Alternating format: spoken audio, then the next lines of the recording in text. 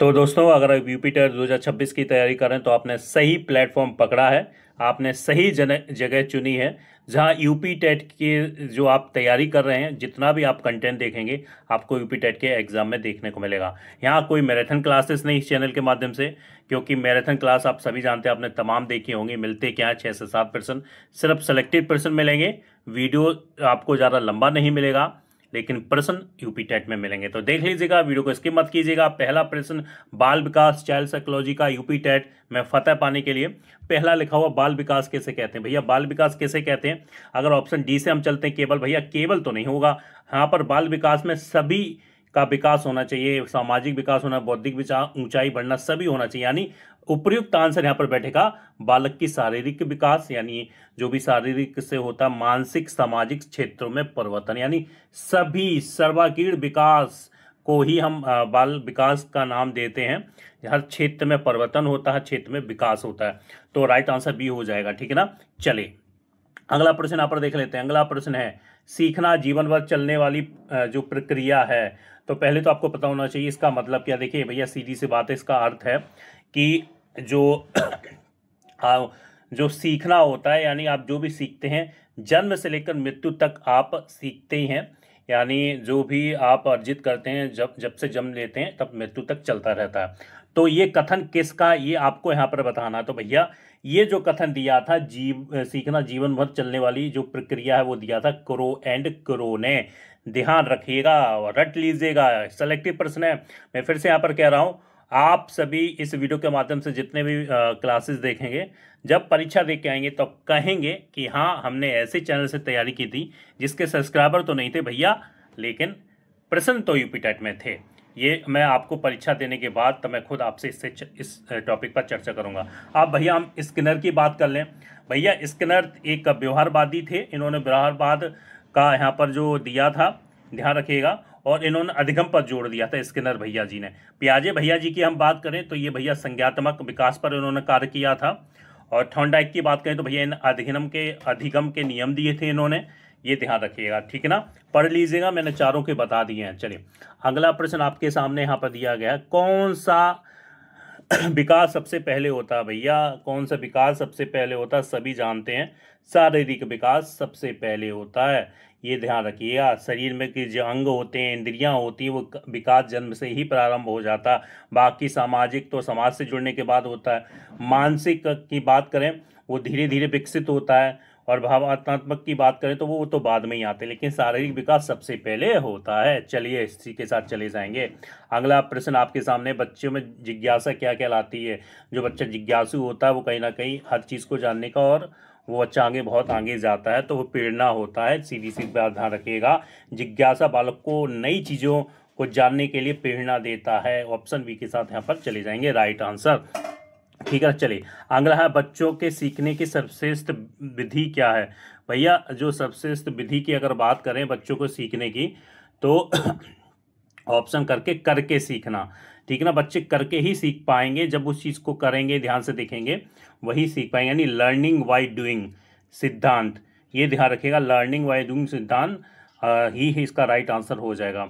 तो सुनकर अगर बात करें, अगर हम यहाँ पर रटकर की बात करें तो भैया रटकर तो याद रखेगा, थोड़ी देर बाद भूल जाएगा। सुनकर सीखना की बात करें तो सुनकर सीमित ज्ञान रहता है। और देखकर बात करें तो भैया देखकर सीखा जा सकता, पर ये भी क्या होता है, सीमित हो। लेकिन करके सीखेगा तो बहुत कुछ वो जानेगा। चलिए अगला प्रश्न यहाँ पर देख लेते हैं, पॉवलोव का प्रयोग किस जानवर पर इन्होंने किया था। भैया पॉवलोव की अगर बात करें तो पॉवलोव जी ने प्रयोग किया था, जो कुत्ते पर प्रयोग किया था। ध्यान रखिएगा, उन्होंने किस पे प्रयोग किया था, कुत्ते पर। पॉवलोव ने घंटी और भोजन प्रयोग जो किया था कुत्ते पर किया था। और अगर हम बिल्ली की बात करें तो भैया थॉर्नडाइक ने बिल्ली पे, ध्यान रखिएगा प्रश्न आता है, बिल्ली पर किसने प्रयोग किया था, थॉर्नडाइक ने किया था। चूहे पर किसने प्रयोग किया था, भैया हमारे स्किनर महोदय जी ने किया था। कबूतर पर किसने प्रयोग किया था, भैया तो वो स्किनर महोदय ने किया था। ये ध्यान रखें, कबूतर का प्रयोग स्किनर महोदय ने किया था, बिल्ली पर किया था आपके थॉर्नडाइक जी ने किया था। चूहे पे किसने किया था, वो भी स्किनर जी ने प्रयोग किया था। ये भी आपको ध्यान में रखना है, ठीक है ना। चलिए अगला प्रश्न आप पर देख लेते हैं। चलिए, यहाँ पर पूछा जा रहा है सीखने की प्रक्रिया में पुनः वर्णन का क्या अर्थ है। री एनफोर्समेंट का अर्थ क्या, पुनः वर्णन का अर्थ क्या है। भैया पहले बता दूं, किसी व्यवहार को स्थायी या मजबूत बनाना, यानी किसी व्यवहार स्थायी या मजबूत बनाने को ही हम क्या बोलते हैं, री एनफोर्समेंट कहते हैं। ठीक है ना। अब इस ऑप्शन के नीचे भी हम यहाँ पर चल के देखेंगे। देखिए यहाँ पर साफ तौर पर दिया गया री एनफोर्समेंट, यानी पुनर्वर्णन का जो राइट आंसर, किसी व्यवहार को मजबूत बनाना।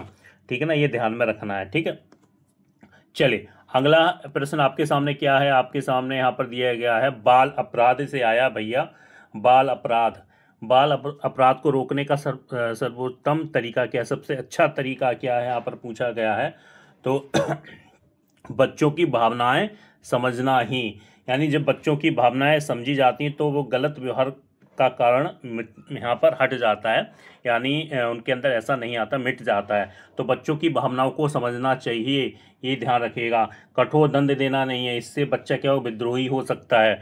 स्कूल से निकाल देना चाहिए, नहीं, यह समाधान तो बिल्कुल नहीं। शिक्षा से वो वंचित करना ही गलत है, लेकिन उसकी भावनाओं को समझना चाहिए। माता पिता का दोष इसमें नहीं होता है, ये बिल्कुल ही आप मान के चलिएगा। ठीक है ना, उनकी भावनाओं को समझे, आखिरकार बच्चा ऐसा क्यों कर रहा है। चलिए अगला प्रश्न देख लेते हैं भैया। अगला प्रश्न यहाँ पर दिया गया आपकी स्क्रीन पर, बाल विकास सेलेक्टेड प्रश्न है।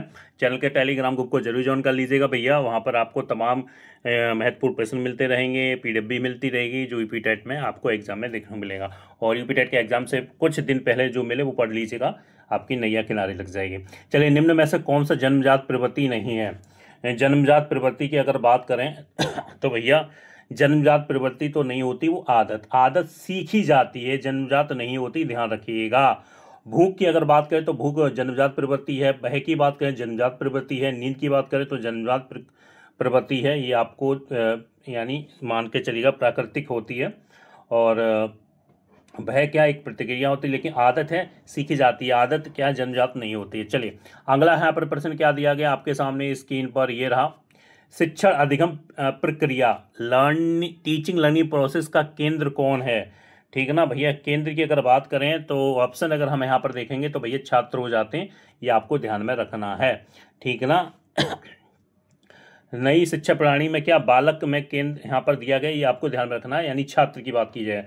और शिक्षक की बात करें तो पुरानी शिक्षा पद्धति में शिक्षक केंद्र थे, ये ध्यान रखिएगा। बाकी यहाँ पर सिर्फ इतना ही पढ़ना है, सिर्फ छात्र हैं जो अभी के समय में। ठीक है ना, बी ऑप्शन के साथ चले जाएंगे। चलिए अगला प्रश्न आपके सामने है, यहाँ पर पूछा जा रहा अधिगम के नियम किसने दिया। अभी मैंने पिछले वीडियो में आपको बताया भी था। ठीक है ना, प्रश्न संख्या अगर हम बात करें तो अधिगम के नियम किसने दिए।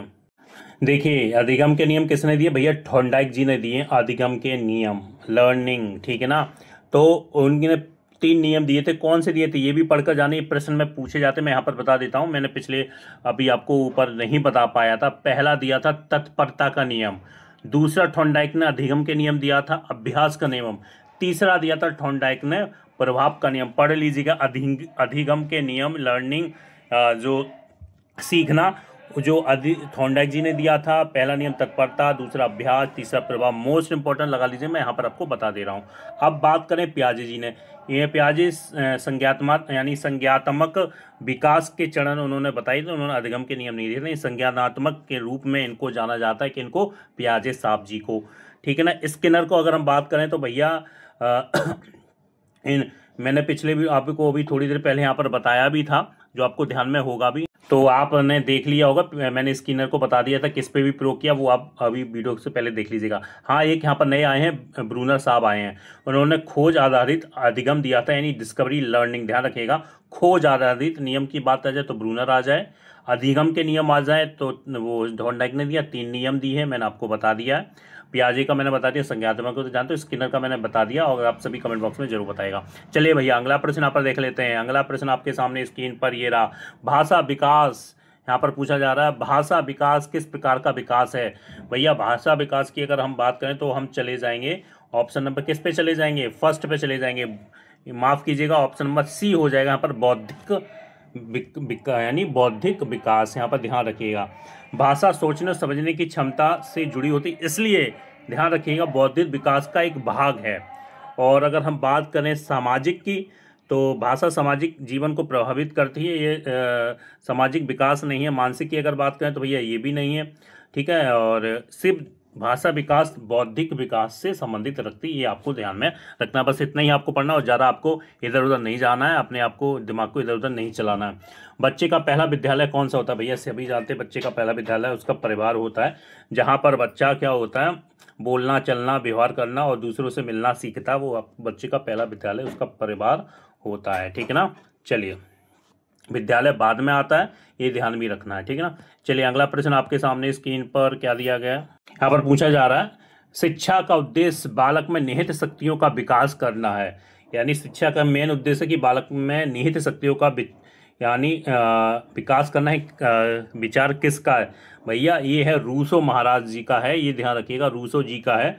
रूसो का यहाँ पर मानना था कि शिक्षा को बालक की प्राकृतिक शक्तियों को विकास करने में सहायता करती है, ये ध्यान रखिएगा। तो रूसो ने ऐसा कहा था, ये ध्यान रखिएगा। शिक्षा उद्देश्य बालक में निहित शक्तियों का विकास करना है, वो रूसो के द्वारा कहा गया था। स्किनर क्या थे मैंने आपको बताया था, व्यवहारवाद थे। थॉर्नडाइक क्या थे, इन्होंने अधिगम क्या थे। पियाजे क्या थे, एक संज्ञात्मक, मैंने आपको बताया था, वो आप उसको पढ़ लीजिएगा। लेकिन ये कथन पढ़ के जाइएगा, ये दिया है रूसो जी ने दिया है, ठीक है ना। चलिए, अगला प्रश्न आपके सामने है, देखिए यहाँ पर अगला पूछा जाए, अधिगम लर्निंग सीखना सर्वश्रेष्ठ प्रेरणा कौन सी है? इनमें से सबसे प्रेरणा कौन सी? देखिए, बच्चा तभी सीख सकता है, तभी लर्न कुछ कर सकता है जब उसकी खुद की रुचि हो। यानी जब बालक किसी विषय में स्वयं रुचि होती है, तब अधिगम क्या होता है, स्थायी और गहरा हो जाता है, तो बहुत कुछ वो सीखता है, लर्न करता है। तो आंतरिक उसकी रुचि होनी चाहिए भैया, तो सी राइट आंसर हो जाएगा, और इसके अलावा कुछ नहीं होगा। चलिए, अगला प्रश्न यहाँ पर देख लेते हैं, प्रश्न संख्या 16 है, बच्चे की सीखने की सबसे बड़ी बाधा क्या है? बच्चे की सीखने की सबसे बड़ी बाधा क्या है भैया? सीधी सी बात है, अगर सीधी अगर बच्चे में वह है तो बच्चा कभी भी नहीं सीख पाएगा, उसका आत्मविश्वास क्या कमज़ोर हो जाएगा, वह नहीं होना चाहिए, ये ध्यान रखिएगा। और अगर ऑप्शन में अगर हम नीचे चलते हैं तो भैया देखिए, नीचे थकान कोई बाधा नहीं है, कोई स्थायी नहीं है, और लेकिन वह सबसे बड़ी यहाँ पर बाधा बनता है बच्चों के सीखने में। चलिए, अगला प्रश्न आपके सामने स्क्रीन पर ये दिया गया, प्रश्न संख्या आपका 7वां दिया गया है, बालक की सबसे महत्वपूर्ण विशेषता क्या होती है भैया? बालक की सबसे महत्वपूर्ण विशेषता होती है, अगर बालक आपका जिज्ञासु तो बहुत कुछ अधिगम करेगा, बहुत कुछ सीखेगा, ये सबसे बड़ी विशेषता होती है, ठीक है ना। ठीक है। और बाकी अनुशासन की बात करें तो भैया ये नहीं होता है, ये सिखाया जाता है, जन्मजात नहीं होता। लेकिन बच्चा जो जिज्ञासु होता है वो जन्मजात ही होता है, वो बहुत कुछ सीखने का उसके अंदर हुनर होता है, ठीक है ना। चलिए, अगला यहाँ पर देख लेते हैं, प्रश्न संख्या 8वां, सीखने योग्य स्थिति। सीखने योग्य स्थिति का अर्थ क्या है भैया? ये आपको बताना है, सीखने योग्य स्थिति का अर्थ क्या है। लर्निंग सिचुएशन भैया, जो राइट आंसर अगर हम इसका देखेंगे तो हम चले जाएंगे छात्रों की तैयारी और अनुकूलन। एक मिनट रुकिएगा, राइट आंसर इसका क्या होगा? तो भैया इसका तो यही हो जाएगा, बी वाला ही सिर्फ, ठीक है। बच्चा सीखने के लिए तैयार हो तो ही इसका राइट आंसर हो जाएगा। बाकी आपको कोई भी परीक्षा देना ये नहीं होता, लेकिन बच्चा सीखने के लिए तैयार हो तो ये राइट आंसर यहाँ पर हो जाएगा, ऑप्शन नंबर बी के साथ चलिए। चलिए, अगला प्रश्न देख लें, कौन सा कथन सही है? यहाँ पर देखिएगा, ये कथन 4 दिए गए हैं, आपको बताना कौन सा कथन सही है। तो भैया जो सही कथन है, हर बच्चे का विकास अलग अलग गति से होता है, कि सभी बच्चे समान गति से नहीं भैया, ये तो कभी नहीं हो सकता है। आपने देखा होगा हर बच्चे का विकास एक जैसा नहीं होता, आपके घर में भी बच्चे होंगे, सबका अलग अलग विकास बच्चे की गति का होता होगा, समान गति से विकसित नहीं होते हैं। यानी हर बच्चे का विकास अलग अलग गति से होता है, ये बिल्कुल राइट आंसर है। विकास केवल वाले नहीं, ऐसा भी नहीं है, विकास कभी नहीं बदलता, ऐसा नहीं, बी आंसर राइट होगा जाएगा। चलिए, अगला प्रश्न देख लेते हैं। अगला प्रश्न आपके सामने है, प्रश्न संख्या 20वां और आज की वीडियो का आखिरी प्रश्न है। और यहाँ पर देख लीजिएगा, सीखना एक सामाजिक प्रक्रिया है, यह कथन किसका है? देखिए, सामाजिक, सोशल, समाज से जुड़ने की, ये कथन भैया क्या है, किसने दिया था? सीखना एक सामाजिक प्रक्रिया है, ये भैया कथन दिया था बायोस्की जी ने दिया था। ये बायोस्की जी हमारे महाराज जी थे, उन्होंने यानी सीधे बोला था, ये ऐसे मगन वैज्ञानिक थे, इन्होंने ये दिया था, सीखना एक सामाजिक जो प्रक्रिया है, ठीक है ना। और ध्यान रखिएगा, बायोस्की समाज और सांस्कृतिक सिद्धांत के से संबंधित है। अगर कभी कभी प्रश्न पूछ लिया जाता, कौन ऐसे मनोवैज्ञानिक थे जो समाज और सांस्कृतिक सिद्धांत से जुड़े थे, वो थे बायोस्की जी, और ठीक है। और इनके द्वारा कहा भी गया था, बच्चा दूसरों से बातचीत, सहायता और अनुकरण द्वारा ही सीखता है। लेकिन एक प्रश्न कई बार पूछा गया है, समाज सांस्कृतिक सिद्धांत से जो जुड़े थे वो वायोस्की थे। स्किनर का मैंने आपको बता ही दिया था, ये व्यवहारवाद थे। पियाजे संज्ञानात्मक थे। थॉर्नडाइक तो मैंने आपको बता दिया, इन्होंने मैंने पिछली वीडियो में बताया था। यहाँ पर एक नया और आपको बता देते हैं, प्रयोग और त्रुटि का सिद्धांत भी इन्होंने दिया था। प्रयोग और त्रुटि का सिद्धांत पर भी कार्य इन्होंने किया था, ठीक है ना, ये ध्यान रखिएगा। तो यहाँ पर कुछ सेलेक्टेड पर्सन थे, और जो यूपी टेट के एग्जाम में पूरी उम्मीद है कि आपको देखने को मिलेंगे। कैसा लगा वीडियो कमेंट बॉक्स में जरूर बताएगा। अच्छा लगा तभी सब्सक्राइब कीजिएगा, वरना आप सभी स्वतंत्र हैं इस चैनल के माध्यम से। तो जय हिंद, जय भारत।